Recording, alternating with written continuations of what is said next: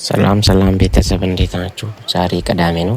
ቅዳሜን ወክ የበላነው ወደ ጊቤ ነው። ጊቤ ማለት ኢትዮጵያ ኦሮሚያ ውስጥ እንደገና ጅማ ትሄዳላችሁ። ጅማ ዞን ከደረሳችሁ በኋላ ደነባ ሰኮር ወረዳ ትገባላችሁ። ሰኮር ወረዳ ላይ ደነባ የምትባል ከተማ አለች።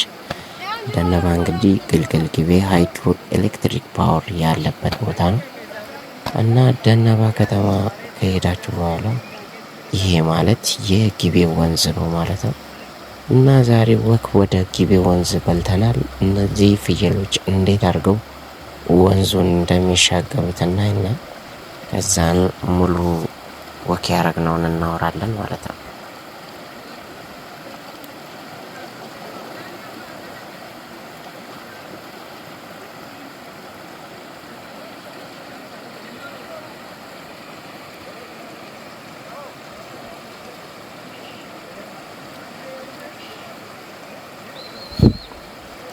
ከማዶ የሚመጡ አርሶ አደሮች አሉ እና እነዚህ አርሶ አደሮች እንግዲህ በዚህ ጋር አልፎ ነው ወደ ገበያና ወደ ከተማ የሚመጡት። ያው ውሃው ሲሞላና ግድቡ ሞልቶ የሚለቀቅ ሰዓት በዚህ በኩል አያስኬድም በጣም ስለሚሞላና እዛ የሚታየው ጫካ ድረስ ስለሚሞላ ጫካውንም ይሸፍነዋል። በዛ ሰዓት በዚህ በኩል አይሄዱም እና በጣም ዞሮ በረጅም መንገድ ነው የሚመጡት። አሁን ግን ቀጥተኛ መንገድ ስለሆነና በዚህ ስለሚቀርባቸው በዚህ በኩል ነው የሚያልፉና ወንዙን ሲያልፉ ምንድነው እንደ ጉንዳን እርስ በርስ ተያይዘው ነው የሚያልፉት ሰዎች። እንግዲህ በጣም ድር ቢያብር አንበሳን ያስር የሚባለውን ነገር እዚህ ጋር እየፈጸሙት ነው። እዚህ ጋር ያው ገና ከቤት ስንወጣና ወደ ወክ ጉዞ ስንጀምር ነው። ያው እዚህ ጋር ጓደኞች ናቸው፣ ቤተሰብ ናቸው፣ የሰፈር ልጆች ናቸው። እነሱን ሰላም ብለን ወደ ጉዞአችን ቀጥለናል። ያው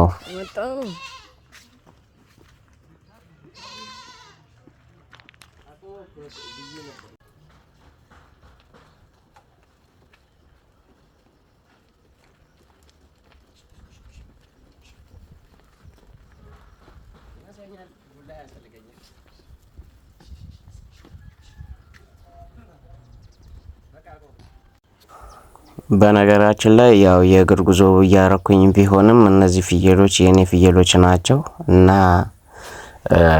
ያው አብረን ከሚጠብቀው ልጅ ጋር በዛው እሱ ወደሚጠብቅ ቦታ ይሄዳል። እኔ ደግሞ የራሴን እግረ መንገድ ወክ እያረኩኝ ነው ማለት ነው።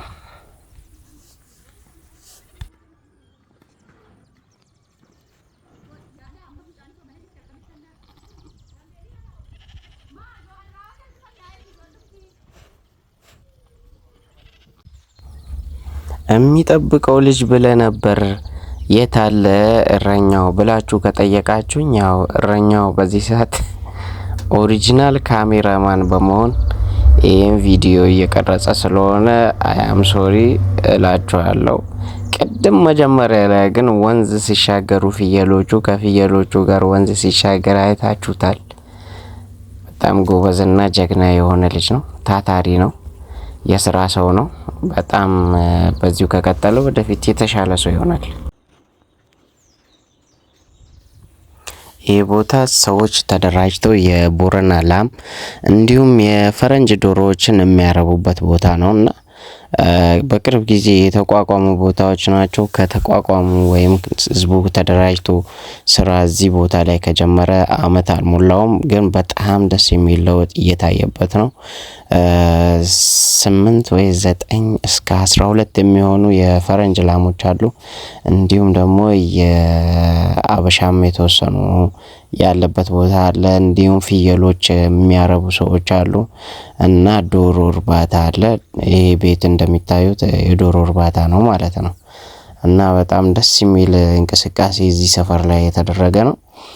የከተማው አስተዳደር እዚህ ጋር በጣም ትልቅ ለውጥ አምጥቷል። ጫካ የነበረ የተረስቶ የነበረ ወይም ደግሞ በጣም የሚሰምጥ ቦታ ነበረ፣ አሁን ወደ እርባታ ቦታ ተቀይሮ የተሻለ ነገር እየተሰራበት ነው እላለሁ።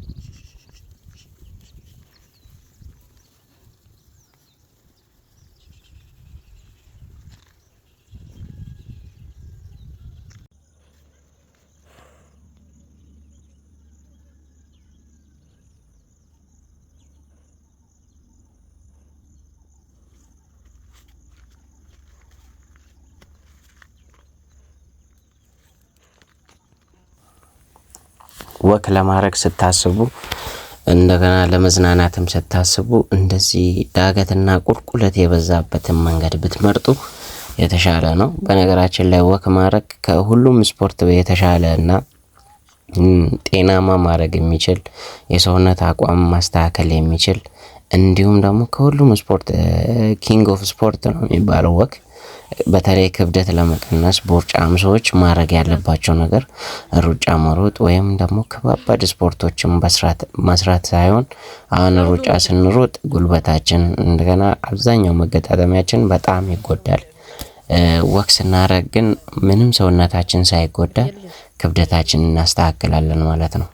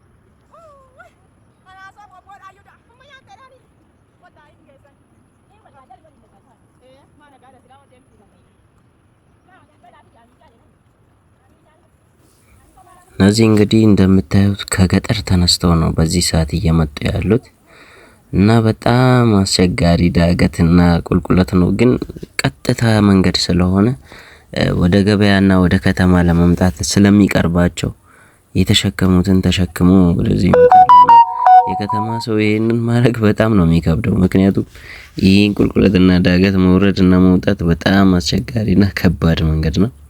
ግን ለነሱ በጣም ቀላል ነው። ባይዘው የገጠር ሰው በጣም ስትሮንግ በጣም ጠንካራ፣ ምክንያቱም ኤቭሪዴይ ነው ይሄን ጉዞ የሚያደርጉትና እኛ በሳምንት አንዴ ወይም በ15 አንዴ ለምናደርገው ምን ያህል እንደሚደክመን በጣም ነው ማደንቃቸውና የገጠር ሰው ችግሩ ምንድነው? በጣም ጥሩ ነገሮችን ይሰራል። ለከተማ ሰው አምጥቶ ይሸጥና ራሱ የማይረባ ነገር ይበላልና ምግባቸው ላይ ትኩረት ቢያደርጉ በጣም ጤናማ መሆን የሆነ ህይወት የሚኖሩ ሰዎች ናቸው።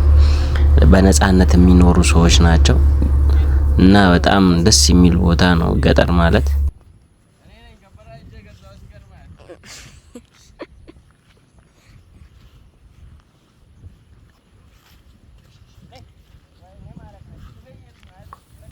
እኛ ያለን ትንሿ ፍየል ይህ መንገድ በጣም ከብዶኛል ደክም ያለው ያለች ነው። በጣም ደክሟታል። ደግሞ አካሄዷ ራሱ ይናገራል።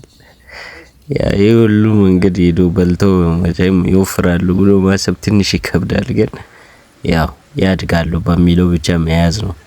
ለማደለብ ከሆነ አቁሙ መቀለብ ነው የሚያዋጣ እንጂ እንደዚህ ጫካ ወስዶ ማብላት ያን ያህል ሰውነታቸው ላይ ለውጥ አያመጣም። አንድ ቦታ ደግሞ አቁሙ ለመቀለብ በጣም ካፒታል ይፈልጋልና ባጀት መመደብ ይፈልጋል። እሱ ደግሞ ትንሽ የአቅም ጉዳይ ችግር አለ ማለት ነው።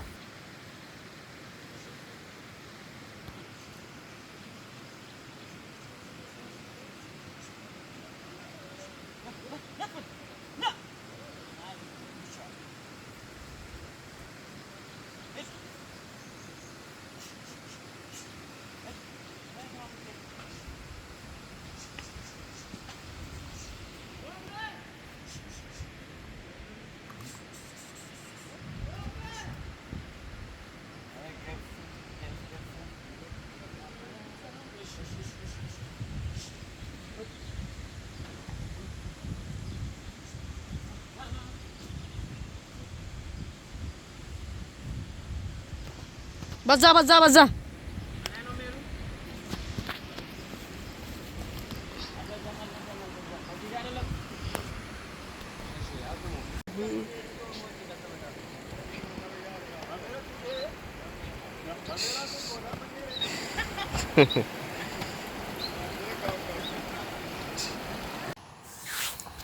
እንግዲህ ፍየሎቹን ሸኝተን አሁን ጉዞ ወደ ዳገት ነው። እንግዲህ መልስ በጣም ነው የሚከብደው። ስንሄድ ያው ቁልቁለት ነበረ። ባይዘዌ በሻንጣ 2 ዳምፔል ነው የተሸከምኩት። ዳምፔሎቹ 12 ኪሎ ናቸው። ሁለቱ ዳምፔል 24 ኪሎ በጀርባዬ ላይ በሻንጣ ተሸክሜያለሁ። ያው ይሄን ጉዞ ለማድረግ ነው ከቤት የወጣሁትና ወክ ማድረግ ስለፈለኩ ነው። በሳምንት 3 ወይ 4 ቀን ወክ አረጋለሁ። ምክንያቱም ጤናማ መሆን እፈልጋለሁ። አሁን በዚህ ሰዓት ስፖርት ስለተከለከለና እኛ አካባቢ ላይ ስፖርት ስለቆመ ሰውነቴ አክቲቭ እንዲሆን እፈልጋለሁ። ምክንያቱም ስፖርት ስንሰራ ነበረ። ከዛ በኋላ አሁን ሱቅ ውስጥ ረጅም ሰዓት ነው የምቀመጠው እና ረጅም ሰዓት ሱቅ ውስጥ የሚቀመጥ ሰው ደግሞ አንዳንዴ እንደዚህ ወጥቶ ካልተንቀሳቀሰ ሰውነት ወደ ሌላ ነገር ነው የሚቀየረው። ቦርጫም ያረገናል እና የእግር ጉዞ በጣም ጠቃሚ ነገር ነው። ያው እንደምታዩት እኔም በጣም የተጓዝኩት ነው እና ይሄን መንገድ ደርሶ መልስ መሄድ በጣም አድቫንቴጅ አለው። ለሰውነትም ለአካልም ለህሊናም እንደገና አእምሮአችንን ያድሳል። ይሄን የመሰለ አረንጓዴ እንደገና ደስ የሚል ተፈጥሮ ጋር እያወሩ መሄድ በጣም ደስ የሚል ነገር ነው። ከኋላ የምታዩት ገበያተኞች ናቸው። ወደ ገበያ እየሄዱ ነው። እንግዲህ እኔ ለቅንጦት ነው ወክ የማደርገው። እነሱ ግን ህይወት አስገድዳቸው ነው ይሄን ዳገት በየቀኑ የሚወጡና የሚወርዱ። ህይወት እንደዚህ ናት። አንዱ የሆነ ነገር ለማግኘት ይለፋል፣ ሌላው ሁሌ በእጁ ይዞ ነው የሚንቀሳቀሰውና በጣም ነው የምትገርመው። ለአንዱ ሌክዠሪ የሚሆን ነገር ለሌላው ደግሞ ትርፉና በጣም ከመጠን በላይ የሚያደርገው ነገር ሆኖ ነው የሚገኘውና ያው እንደምታየው እነሱ በገበያ ቀን ኤቭሪዴይ በዚህ በኩል ይመጣሉ። በዚህ ጋር መንገዱ ስለሚቀርብ ለከተማ በዛ በኩል ቁልቁለት ይወርዱና በዚህ ዳገት ይወጣሉ። ሲመለሱ ይሄን ቁልቁለት ይወርዱና ፊት ለፊት ማዶ ላይ ደግሞ ዳገቱ ነው የሚወርዱ።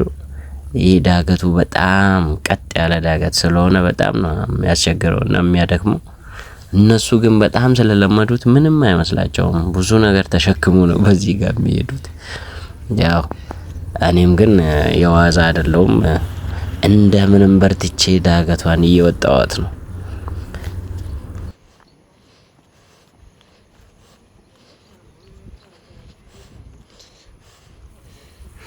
በነገራችን ላይ እዚህ ጋር የሚሸከመኝ ሰው ባገኝ በጣም ነው ደስ የሚለኝ ነበርና በጣም ደክሞኛል። ድክምክም ነው በጣም ያረገኝ። አረ በስመ አብ። በጣም በዛ ላይ ከስክስ ተሸክሜ ነው የምጓዘው እግሬ ላይ እና በጣም ከባድ የሆነ ዳገት ነው። ያው በጣም ስለተከታተላችሁኝ አመሰግናለሁ። መልካም ቀን ይሁንላችሁ።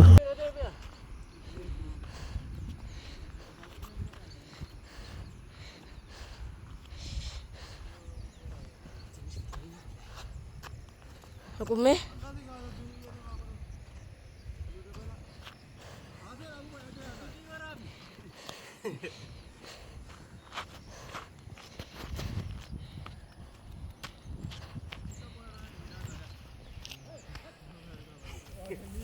ለማንኛውም እስካሁን ስለተከታተላችሁኝ በጣም አመሰግናለሁ። ይህን ቻናል ላይክ፣ ሼር፣ ሰብስክራይብ ማድረግ እንዳይረሳ። ወዳችኋለሁ።